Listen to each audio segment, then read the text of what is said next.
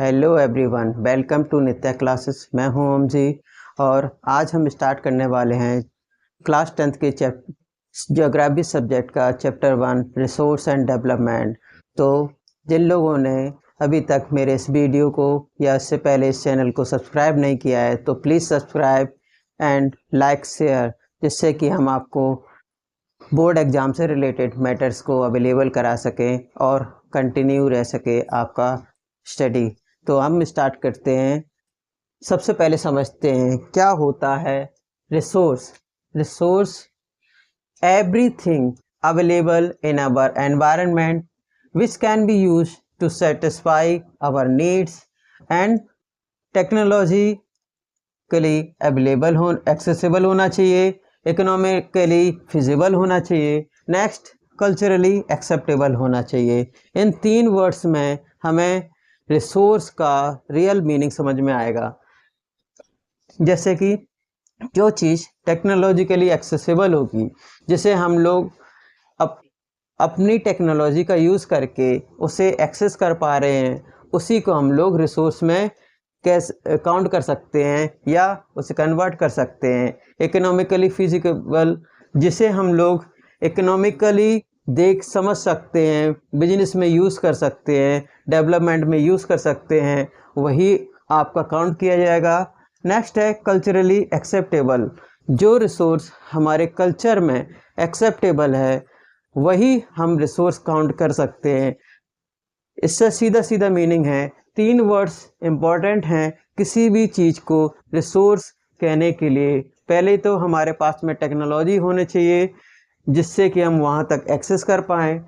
दूसरा, economically feasible होना चाहिए, जिसे हम इकोनॉमी में काउंट कर सकें।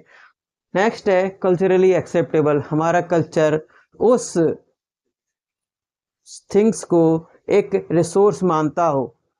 हम रिसोर्स को 3 तरीके से, एक इंटरेक्शन है 3 चीज़ों का जिससे कि हम किसी भी चीज़ को रिसोर्स बनाते हैं। पहला फैक्टर है जो इम्पोर्टेंट, वो है human being. Human being important इसलिए है क्योंकि ह्यूमन बीइंग एनवायरनमेंट में अवेलेबल, जिससे कि नेचर है, नेचर में अवेलेबल जितनी भी चीज़ अवेलेबल हैं, जितनी भी थिंग्स हैं, उनको टेक्नोलॉजी का यूज़ करके और इंस्टीट्यूशंस बना करके रिसोर्स में कन्वर्ट करता है।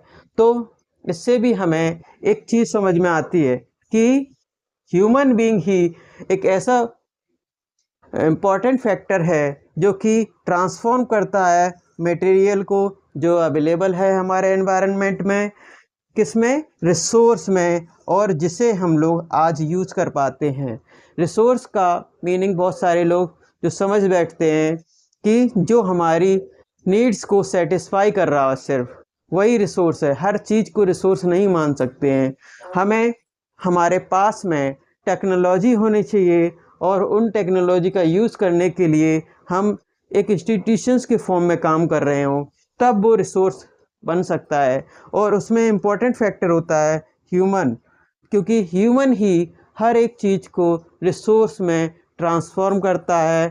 तो कह सकते हैं जो इंट्रैक्शन है नेचर का या फिर कह सकते हैं फिजिकल एनवायरनमेंट का, वो होना चाहिए ह्यूमन बीइंग से। ह्यूमन बीइंग फिर टेक्नोलॉजी से यूज़ करके और इंस्टीट्यूशंस बना करके उसे रिसोर्स में कन्वर्ट करता है। नेचर में जो अवेलेबल फिजिकल एनवायरनमेंट में अवेलेबल थिंग्स हैं उनको फिर वो कन्वर्ट करता है रिसोर्सेस में।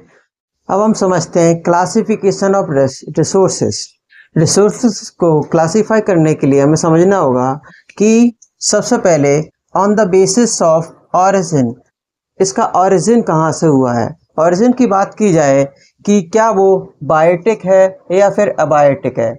बायोटिक को हम बात करें तो हम कह सकते हैं कि वो या तो लिविंग ऑर्गेनिज्म से होना चाहिए या फिर वो नॉन लिविंग होना चाहिए।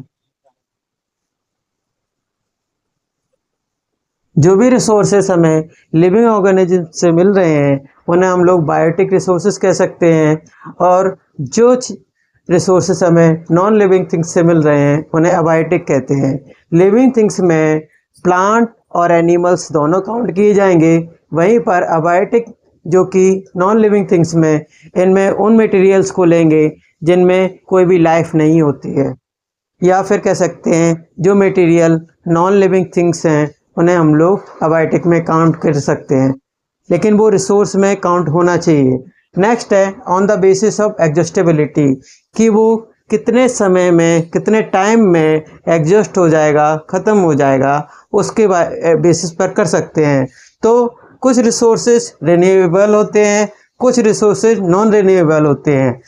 रिन्यूएबल वो रिसोर्सेज को काउंट कर सकते हैं जिनको हम एक बार यूज़ करने के बाद दोबारा से यूज़ कर सकें, उन्हें रिन्यूएबल रिसोर्सेज कहते हैं। कुछ रिसोर्सेज ऐसे होते हैं जो कि नॉन रिन्यूएबल होते हैं। नॉन रिन्यूएबल रिसोर्सेज उन रिसोर्सेज को कहते हैं जो वन टाइम यूज करने के बाद में दोबारा यूज़ नहीं किए जा सकते हैं।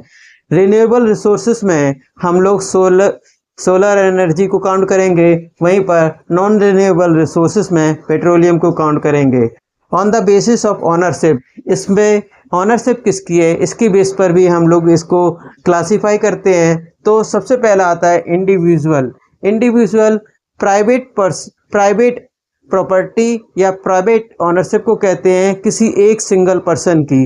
वहीं पर कम्युनिटी रिसोर्सेज उन रिसोर्सेज को कहते हैं जहां पर एक कम्युनिटी का ही ऑनरशिप रहती है। नेक्स्ट है नेशनल, और उसके बाद में इंटरनेशनल, जहां पर जो रिसोर्सेज अवेलेबल हैं किसी भी कंट्री की नेशनल टेरिटरी में आ रहे हैं तो उसे हम लोग नेशनल रिसोर्सेज कहते हैं। और जो रिसोर्सेज किसी एक कंट्री की नेशनल टेरिटरी में ना आकर के कई कंट्री की टेरिटरी के बाहर अवेलेबल होते हैं उनको हम लोग इंटरनेशनल रिसोर्सेज कहते हैं। इन इंटरनेशनल रिसोर्सेज के लिए आप ऐसा समझ सकते हैं, जब आपकी जो 22 किलोमीटर आपकी लैंड एरिया से ओशन की तरफ जाएं तो उस रिसोर्सेज को जितनी 22 किलोमीटर या जो काउंटिंग है वहाँ तक रहती है तो वो नेशनल रिसोर्सेज है। आफ्टर दैट वो इंटरनेशनल रिसोर्सेज में काउंट हो जाएंगे, क्योंकि वहाँ उसके बाद में दूसरी कंट्री का भी नेशनल टेरिटरी ख़त्म हो जाती है। और जो डिफरेंट कंट्रीज़ की नेशनल टेरिटरी से बाहर होकर के रिसोर्सेज अवेलेबल होते हैं उन्हें इंटरनेशनल रिसोर्सेज में काउंट करते हैं।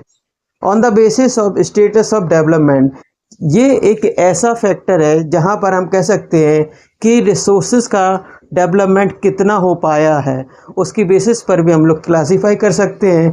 पहला है पोटेंशियल रिसोर्सेज, दूसरा है डेवलप्ड स्टॉक, तीसरा है रिजर्व्स। आज के लिए सिर्फ इतना ही। मिलते हैं आप नेक्स्ट वीडियो में जो कि ज्योग्राफी का ही होगा और जिसमें कि हम लोग रिसोर्सेज के बारे में उनकी डेवलपमेंट को समझेंगे। So thank you.